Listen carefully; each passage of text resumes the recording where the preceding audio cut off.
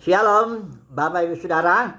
Kita lanjutkan renungan kita mengenai Injil Kerajaan. Ini sudah yang ke-6 dan kita akan berbicara mengenai makna panggilan Abraham itu, ya, dari Ur Kasdim. Sebelumnya saya ulangi sedikit, Taman Eden itu adalah kerajaan sorga yang ditegakkan di muka bumi sebagai simbol, ya. Dan Adam disuruh memelihara, Adam Hawa memelihara taman itu, dalam arti bukan hanya memberi nama, tapi memelihara otoritas firman, supaya jangan dia makan buah pohon pengetahuan itu. Dan itu kita tahu firman itu adalah Kristus, Yesus. Jadi itu sebenarnya kerajaan Mesias di muka bumi dalam tahap awalnya, di mana Adam dan Hawa harus menjalankan itu, ya, di muka bumi supaya menaklukkan segala kerajaan setan. Ya, kita tahu bahwa Adam gagal memelihara otoritas firman, otoritas Mesias, dan akhirnya dia dibuang. Dia keluar dari taman itu. Nah, kita sekarang masuk kepada makna panggilan Abraham dulu. Apa maksudnya Tuhan menyuruh Abraham kok pergi? Ya, saya baca dulu ya. Kejadian 12 ayat 1-2, berfirmanlah Tuhan kepada Abraham, pergilah dari negerimu dan dari sanak saudaramu dan dari rumah bapamu ini ke negeri yang akan kutunjukkan kepadamu. Ayat 2, aku akan membuat engkau menjadi bangsa yang besar dan memberkati engkau serta membuat namamu masyhur dan engkau akan menjadi berkat.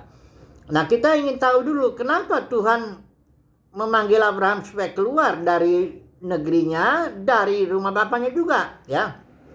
Nah, kita harus tahu bahwa cerita sebelum, kalau saudara lihat cerita di pasal 11 itu tentang atau 10-11 itu Menara Babel, kerajaan Nimrod. Kita sudah bahas itu.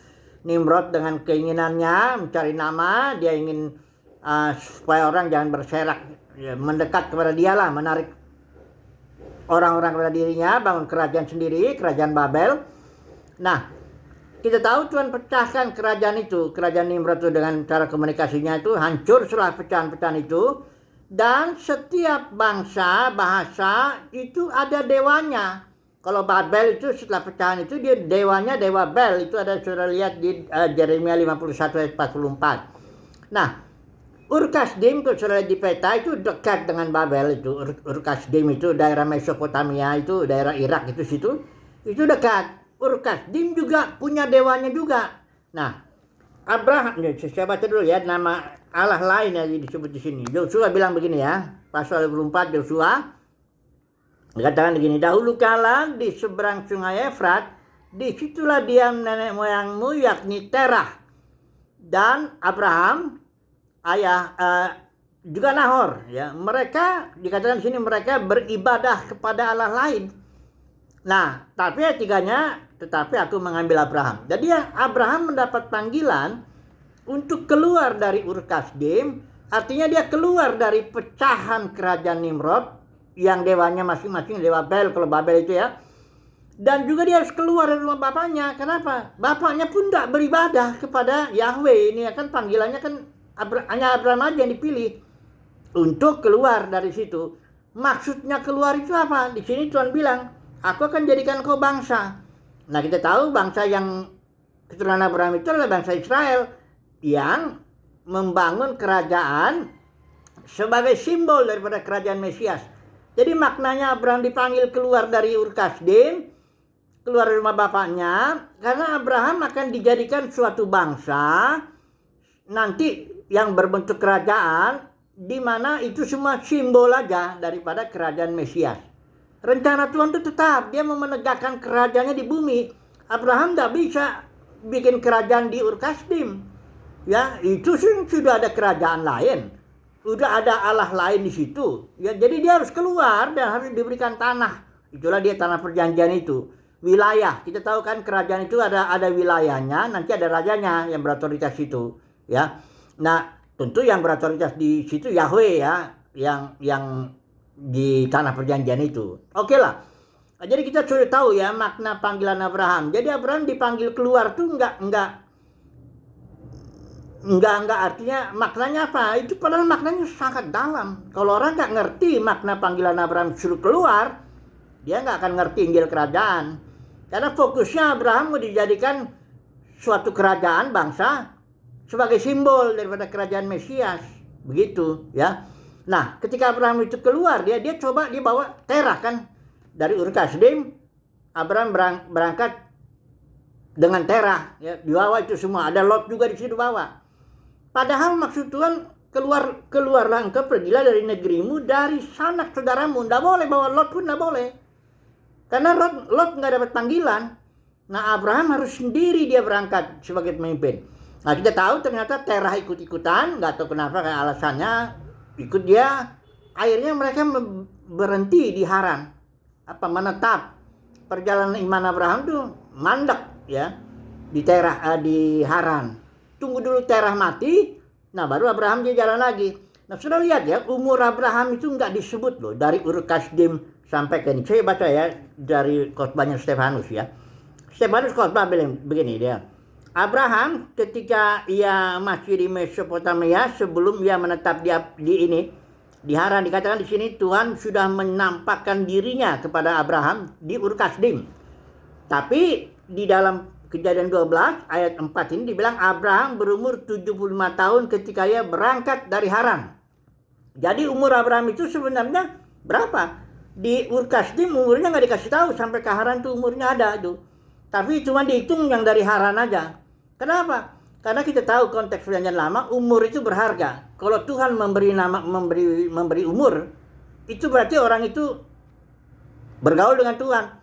Kita tahu keturunan Set umurnya disebut semuanya di situ. Sementara keturunan Kain sama sekali nggak disebut umurnya, karena keturunan Kain itu menjauh dari Tuhan. Nah, Abraham ini sebenarnya tidak taat sepenuhnya ketika dia berangkat dari Ur Kasdim ke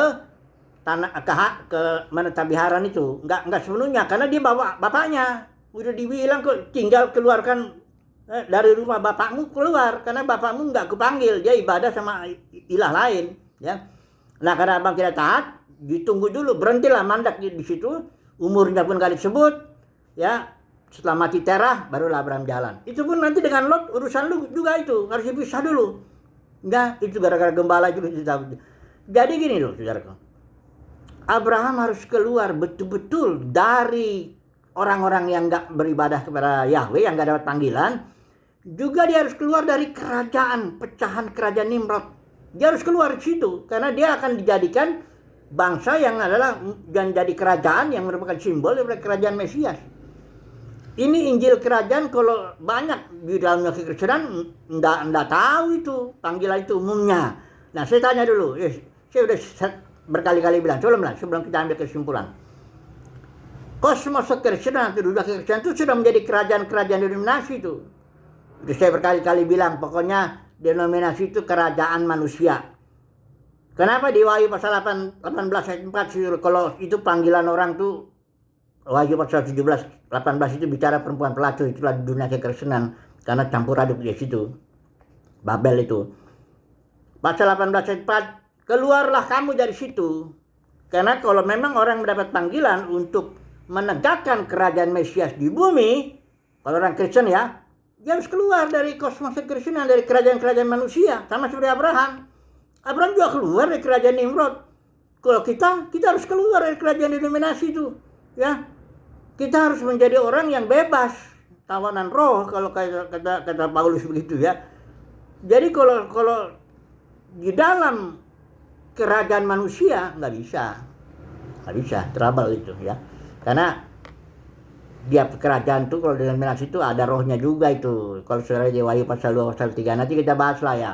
Intinya kalau orang memahami makna panggilan Abraham, dia akan keluar dari kosmos kekristenan juga. Karena dia akan menegakkan, dipakai Tuhan untuk menegakkan kerajaannya di muka bumi ini, kerajaan Mesias, dengan tubuh kemuliaan nanti ketika Tuhan datang. Ya. Jadi kalau saudara memang benar-benar mendapat panggilan itu, kita dapat panggilan, ya keluar.